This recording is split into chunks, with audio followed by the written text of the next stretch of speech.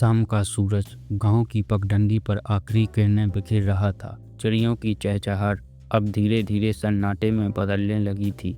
गांव में एक तालाब था, पाताल तालाब, जिसके बारे में कहा जाता कि उसकी गहराई का कोई अंत नहीं है।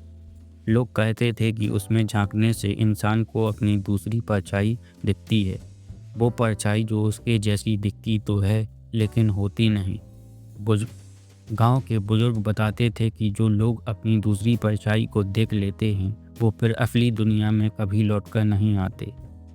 गांव के बाहरी हिस्से में एक छोटी सी झोपड़ी में श्यामलाल और उसकी पत्नी द्रौपदी और उनकी 12 साल की बेटी सुहानी रहते थे।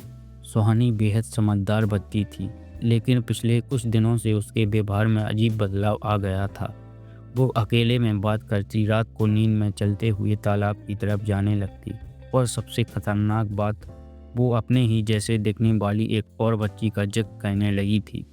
वो मुझे बुलाती है, कहती है तालाब के नीचे सब कुछ मेरा है। एक रात जब तेज बारिश हो रही थी, बिजली कड़क रही थी, तभी द्रौपदी की नींद खुली। उसने देखा कि सुहानी बिस्तर पर नहीं थी। श्यामलाल को जगाया और दोनों बाहर दौड़े। तालाब की ओर से चिल्लाने की आवाज़ आ रही थी। वो दोनों दौड़ते हुए पहुंचे। वहां तालाब के किनारे कीचड़ में खड़ी थी सुहानी, लेकिन उसके सामने पानी में कोई और लड़की भी खड़ी थी, हूबहू सुहानी जैसी, लेकिन उसकी आंखें गहरी काली थीं और वो मुस्कुरा रही थी। श्याम चिल्लाया, सुहानी पीछे हटो, लेकिन सुहानी ने मुड़कर देखा और बोली, मैं तो यहाँ हूँ, असली सुहानी तो वो है। फिर दोनों तालाब में कूद गईं। पानी में एक तेज लहर उठी और सब शांत हो गया। सुबह गांव वालों की मदद से तालाब में तलाश की गई, कुछ नहीं मिला, लेकिन दोपहर तक एक लड़की वापस आ गई, भीगी हुई, कांपती हुई। वो कहती रही, मैं सुहानी हूँ। वो मुझे खींचकर नीचे ले जाना चाहती थी, लेकिन मैं बच निकली। श्यामलाल और द्रौपदी ने उसे गले लगा लिया और वो उनकी बेटी जैसी दिखती थी, उसकी ही तरह बोलती थी। सबने मान लिया वो ही असली सुहानी थी, लेकिन खुद तो अजीब था। वो अब कभी आईने में नहीं देखती थी। डरावनी घटना शुरू होती हैं। घर में शीशे अपने आप चटकने लगे। रात को किसी के हंसने की आवाज़ आती, जबकि सब सो रहे होते हैं। द्रौपदी ने कई बार देखा कि सुहानी अंधेरे कमरे में खड़ी खुद को से फुसफुसा रही थी होती है।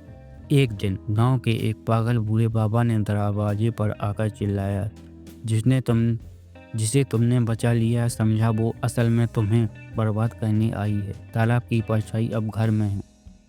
श्यामलाल ने तय किया कि वो अब तालाब के पास जाकर सच्चाई जानेगा। एक रात वो चुपचाप वहां गया।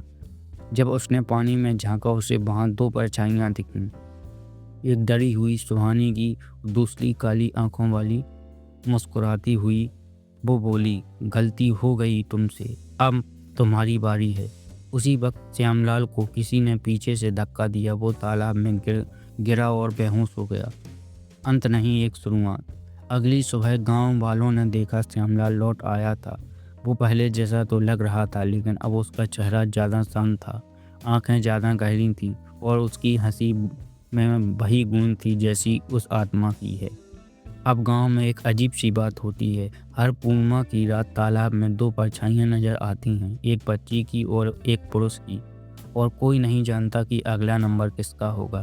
तालाब की दूसरी परछाई एक ऐसी कहानी है, बताती है हर परछाई आपकी अपनी नहीं होती, कभी कभी वो आपको बदलने आती है। दोस्तों, कैसी लगी जानकारी कमेंट में ज़रूर बताएं। ऐसी ही कहानी के लिए चैनल को सब्सक्राइब, वीडियो को लाइक ज़रूर कर